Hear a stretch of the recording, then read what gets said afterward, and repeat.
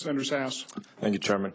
Director Comey, why was Cheryl Mills granted immunity in the classified data investigation for Secretary Clinton?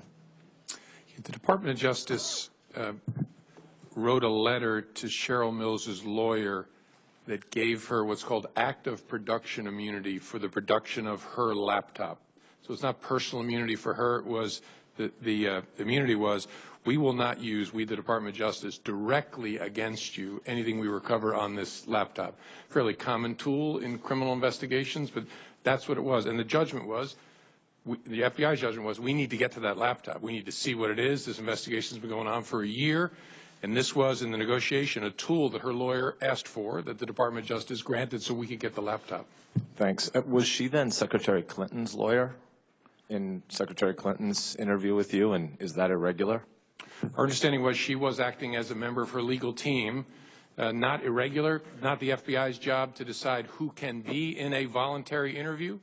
There are ethical canons that govern lawyers, but we don't police that. If it was a judicial proceeding, the judge might police who could be there representing an individual, but that's not something that we could do anything about in a voluntary interview.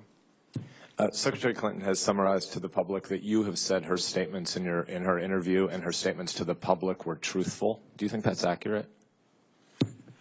As an investigator, I kind of look at the world in an odd way. I never say I believe anybody or anything is truthful. I always ask, do I have evidence to establish it is untruthful or that I don't believe somebody? And so, as I said, when I testified about this for 5 hours in July, we did not develop evidence that led us to believe that any of the statements to us were untruthful.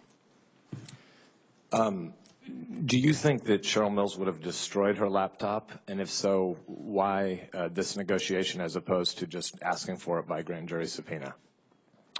Well, it's a lawyer's laptop. So having done this for many, many years, a grand jury subpoena for a lawyer's laptop would likely entangle us in litigation over privilege for a very long time. And so by June of this year, I wanted that laptop. Our investigators wanted that laptop, and the best way to get it was through negotiation.